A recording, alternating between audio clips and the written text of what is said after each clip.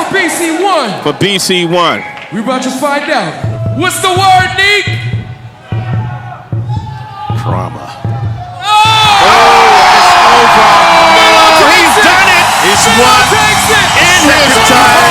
Yeah, man, that was just a couple of days ago in the lovely city of Amsterdam. We were at the Red Bull BC1 World Finals, and if it wasn't for our next guest and the work that he's put in over the years, along with his brothers who started with him, there probably wouldn't have been a Red Bull BC1 World Final. If it wasn't for the dedication to the art, to the craft, to the culture as it was being formulated before it was even called hip-hop.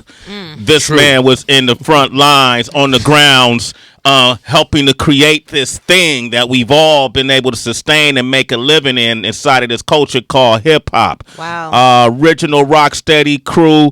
What more can I say about him? I'm happy to say that this man is a friend. I remember back in the 90s, we reached out to him and said, hey, man, at the end of this video for this group called The Bums out of Oakland that you don't know anything about, we would love for you to just kind of do a freestyle at the end of the video. And he came to town and he did that for us. And we could not believe we had Crazy Legs in The Bums, Brothers Under Madness video. Yes. Just a testament of the type of person he is. And I just want to say welcome to the show, the one and only legendary Crazy Legs. Thank you. I'm about to brand this cup Rocksteady for life right now. Rocksteady, you got the Rocksteady. Hey, Rocksteady for life, man. How long has Rocksteady crew been in existence now? Since 77. Since 77. Got 40 years deep. 40 years deep, man. Who were the founding members of Rocksteady? Jimmy D and Jimmy Lee. Okay. Some Bronx Boys. Bronx Boys, right? And did they know what it was then? Like, was it how did you get initiated into Rocksteady crew? I got initiated into Rocksteady crew the original way of how you get down in the crew. I had to battle my way in. Okay, so I lost. But I showed. That's real. I lost, but I got smoked by two of the best b-boys out there. You know, me and my cousin Nutty Len, we battled them, but we showed that we were working hard and our skills were progressing, and it was based on recruiting us on our potential, not just what we could do at the time. Recruiting on your potential. I like that. That's interesting. Do we do that now in hip hop? That's what I was gonna question. Gotta have a farm team. Yeah, I don't feel like we take the time to invest. You know what I mean? There's a lot of pressure where every single thing has to be set in place and ready to go. Yeah, and for me, in order to protect your reputation back then, you actually had to put it on the line by going up against someone else. And now to protect your reputation, you don't battle. It's the opposite, right? Yeah, it's so opposite right now. People are so far off, like they say hip hop, but they don't know how far off from the DNA they are. Okay, so you could create within the essence of the now. Yeah, and work that in. But people are on the safety zone right now. Well, I've been having a hard time trying to translate. You say hip hop, but you're so far away from the DNA that it kind of ain't. I've been trying to express that, like, this ain't necessarily hip-hop, dog. But it depends, because at the end of the day, hip-hop is like the voice of now. Okay. And if the voice of now is the youth, we got to kind of school them, and we can't really expect them to jump on our bandwagon because they want to be their own identity, and usually it takes a few years for things to kick in and say, yo, we down with you too, and we did set this up for you. They want their own voice, and that's cool, man. I don't get down on the new generation.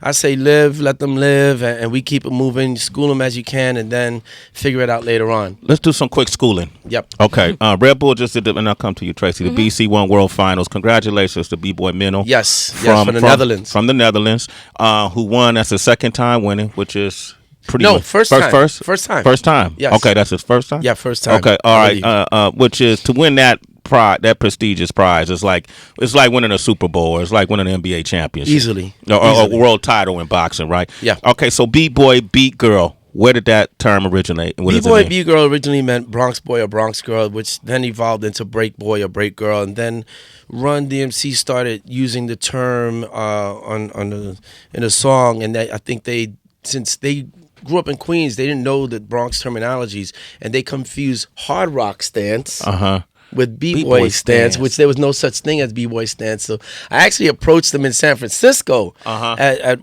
San Francisco State, where there was a conference going on. I got up and I was like, yo, why do you guys call yourself B-boys and you've never danced or whatever? And they were like, oh, well, by the time the word got to Queens, we just started, it sounded fly. So for us as B-boys, we felt like our title was thrown out there as something else that it wasn't. Like, as a B-boy, I don't walk around calling myself an MC because it sounds fly. So it kind of messed us up. Yeah. For decades. Yeah. I think rap has done that for everybody for decades. Okay, you told me we were in Amsterdam this past weekend. Yep. The word hip hop. Where did it come from, to your recollection? From what I know, and you just got to look back and you hear stories from other people, and the idea of the word hip hop came from Lovebug Starsky, and the name of the culture started in 1982 because Afrika Bambaataa was doing interviews, and the word existed, but he used the word as an umbrella name for all the elements, so breaking, DJing, MCing, and graffiti. Okay. And that was right after we did the first tour, which wasn't called a hip hop tour, but it was the first hip hop tour. What was it called? It was the New York City rap tour, and it came back and did interviews and just started calling it hip hop. Who created the term hip hop? Do you know? I don't know. I mean, it's said to be Lovebug Starsky. Okay. Yeah. All right. Break dancing is frowned upon when you say break dancing. Yeah. Why? Break dancing was actually a term that was accidentally said by my former manager, Kool Lady Blue, who was a British woman. And she was also our publicist. So when she would put out a press release, she would use the term breakdancing. And, when we heard the word breakdancing, we were just like 15-year-old wild out dudes from the Bronx and Harlem. We just started bugging out laughing on the word because she said breakdancing, and we were just ignorant. And we just started making fun of her, like, what's that? What's that?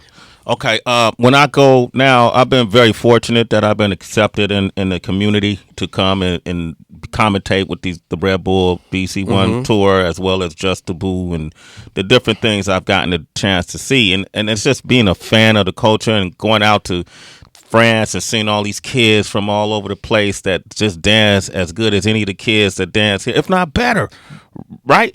Well, first of all, let me just say that you're like the ultimate infiltrator. Because had we not have someone like you in positions that you've been in, whether it's CNN or whatever platform you've worked for, to have you in the positions that you've been in, that's like one of the biggest hip hop wins ever, because you sustain yourself, you maintain your relevance, and you've gotten yourself into places that enabled. Look, I'm here right now. Because of you. And so I just want to say you're one of hip hop's greatest assets. Oh, thank you. Damn, man, I appreciate that, Legs. That's coming from Legs, man. Line. That's Sway Calloway, hip hop's greatest asset. Yeah, but and then I don't even see it like that. But I do. Well, it's not for you to see. Yeah, it's for us to see. Bingo. There it is. You can't write your own legacy. That's determined by the people, no matter what you do. That's determined by the people. Yeah. Crazy Legs, ladies and gentlemen. This past summer, you had an anniversary, yes, right? And Rich was like, man, this is going to be the last one. Rich Nice is here, by the way. Yep. All right. Is that the last Rocksteady? It was the last Rocksteady anniversary, because I felt like it was time to rebrand what we were doing and create something that is going to also reach to that other generation that is out there, and they're the voice, but at the same time, intermingle them with people who have paved the way and kind of like do what rock and roll does. So we and some people were like, from the hip hop perspective, yo, Rocksteady for life, you got to keep doing this, you got to keep doing this. But we want to do something that also injects life into things.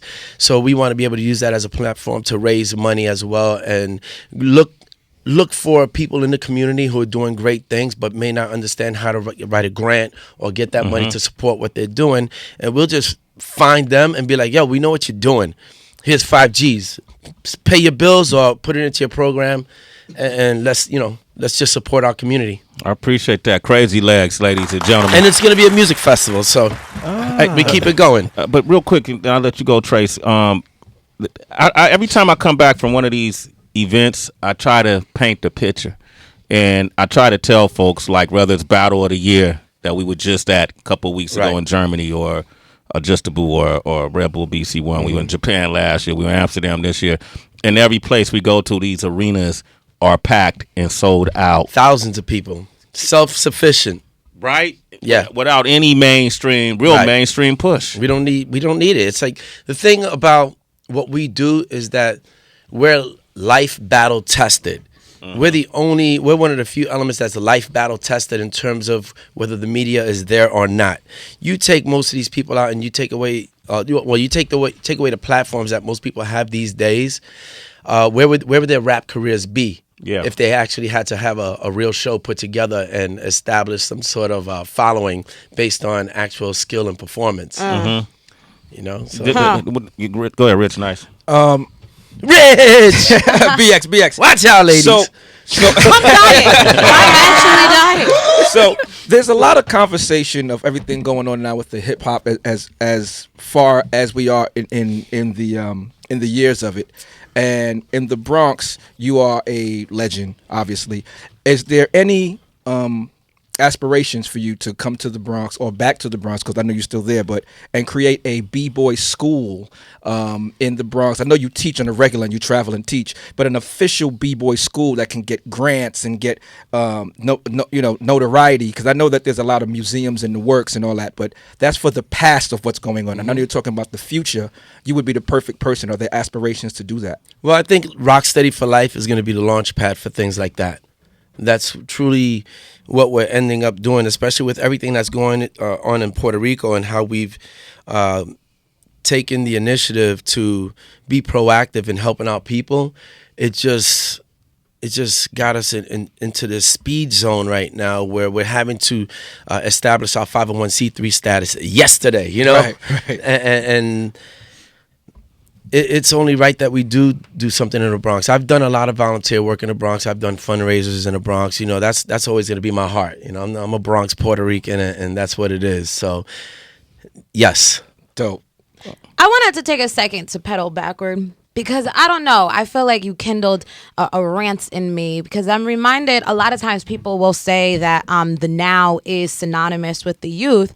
But then I realized if we're dealing with now, everyone who's alive can participate in now. And I understand, like, sometimes with the youth, you have more time because you have less responsibility, so you can participate more. Yeah. But in a lot of ways, it hurts me when, like, a lot of the youth will find older folks disposable, but really you know how to maintain better the older that you get. Yeah, I think you have to understand how to maintain your relevance, figure that out, and while you're maintaining your relevance, don't do that at the expense of putting down the generation behind that's coming up behind you. Right. And that's a problem right now. We're trying to put down these young brothers and sisters, whether we like their music or not. We're putting them down. Because, back in my day, and it's like, I don't think that's proactive. I think the dialogue has to be like, yo, shorty, check this out. You know, let's build. And if they get it, they get it. If they don't, maybe they'll get it later on. If not, you just keep teaching until someone else gets it. Right. How are the B-girls? Are they growing? Are you seeing a lot of B-girls are nasty right now. Right now, there's a lot of dope B-girls. Yeah. And now we have the Youth Olympics coming up. Breaking is in the Youth Olympics. And within a couple of years, more than likely, it's going to be in the full-on Olympics. Yeah. So we're looking at something that's going to cause a major influx of B-boys and B-girls into the scene. And this is going to be something where you're going to have so many major sponsors trying to snatch up all these, what you would consider lifestyle athletes, into their world and start giving them these real big deals. Shout out to B-girl Ayumi, who just first B-girl to actually be in the World Finals, right? Yes, yeah, she was dope. And that was huge. And, you know, and I want to put it out there right now. I voted against her. I was going to say you didn't vote for her, Lex. No. But I'll tell you why. Okay. You know, now that I think about it, yeah, she should have won. But at the end of the day, neither one of them would have made it past the second round because, dude, although he had a high level of execution and the stuff he was doing was just super difficult, she didn't have an answer for that aspect of his run when he was dancing. Yeah. her being there, she won before she got there. Yeah, she made She history. had already made history, yeah. So she's, no matter what happened, she was walking away with a win. Yeah, she and her sister. Yeah. Yeah. Oh, yeah. Her and her sister Narumi are disgustingly dope. Yes. Crazy Yeah. Legs is here, man, and he's been with the Rock Steady for Life organization, been putting together a lot of support efforts and relief in Puerto Rico from a clean water initiative, and just being there, just really being there, Front lines, man. and giving us these stories. If you want to find out how you can help more with Puerto Rico, you got to ask questions, or you got family there, or you experiencing things. Give us a call, 888-742-3345. Crazy Legs is here. Hey. Go ahead to do that, man. I know it's me.